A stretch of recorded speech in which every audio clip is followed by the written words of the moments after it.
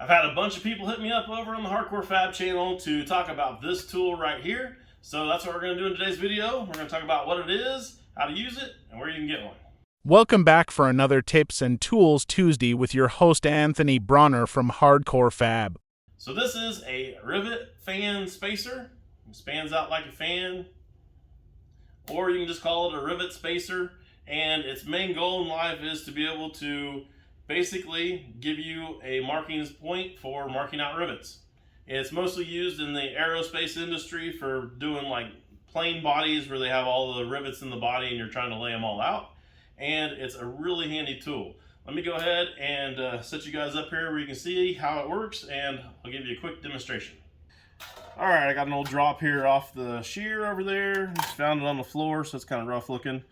And this is the way this is intended to be used. So let's say you want to go ahead and mark all of your holes for your rivets.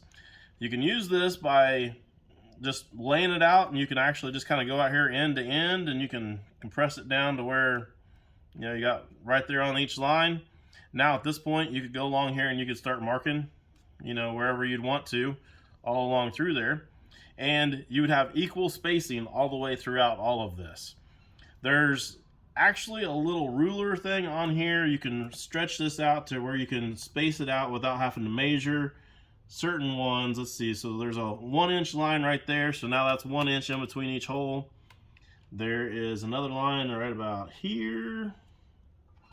Now we're looking at 1.25 inches between each hole, and it goes on up to 1.5 inches.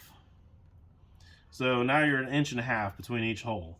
And you can just position that on there again and just kind of line it up, center it up to where it's the same on each side. Now this one's going to be your center here, and you can just run along there and mark all of your lines.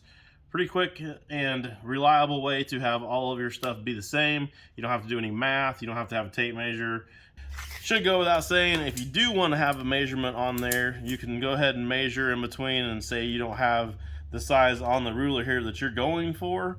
You can line this up and you can go wherever you want to there on the tape measure, and they'll all be the same that way too. The other thing you can do and keep in mind is you could actually just plan on skipping holes. So if we skip a hole on this one where it's at right now, we actually go to like 2 inches. So we can go along here and we could measure it out 2 inches, every other hole. Like one there, one there, one there. Mark it a little better than what I'm doing. Oh, not that one. Mark it a little better than what I'm doing. There's actually a hole here in the end of this, so if you had a fine tip marker, you could actually go right in through there and you can actually set right directly into the hole. I don't have a fine enough tip marker to do that, but that would actually be the correct way to do it, and then you have an exact mark of where you need to be. So as you can see, it works out great for laying out the holes for like rivets or anything you needed to lay holes out for. But I also use this tool for a lot of other things as well. A couple of things that I've used it here recently on the channel that you can see is like laying out lines to be able to know exactly where I'm going to be at to put the spot welds in, like I did on the Jeep Rod project.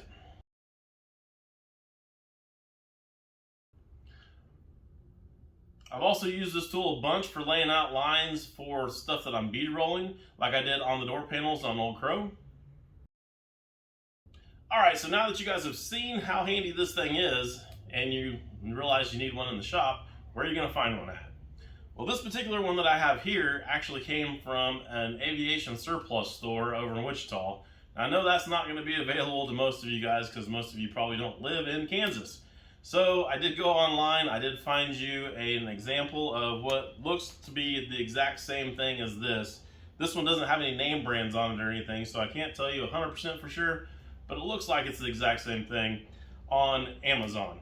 There are a couple of different ones on Amazon and actually on several places online, and some of them only have half the amount of holes here. This one is a 20 hole unit, just an FYI, and I found that having that many holes actually isn't even enough sometimes on some of my bigger panels that I'm doing. So definitely step up and get the little bit bigger one if you're buying one. I think it's a lot handier to have that. And if you do buy one on Amazon, just an FYI, I do get a little bit of an affiliate kickback off of that. But if you're not an Amazon person, I did see some of them on, I believe, Mittler Brothers, and also I want to say Summit or Jegs or something like that also had one of these for sale as well.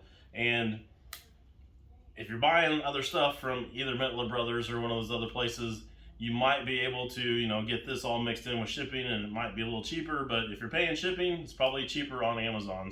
Well, that wraps up this tool here. If you guys would like to see anything else done here on the channel, feel free to go ahead and leave me a comment down below and give me some suggestions on some stuff that you would like to know about.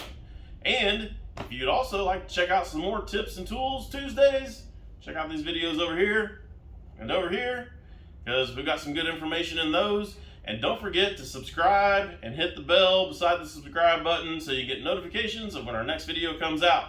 See you guys next time.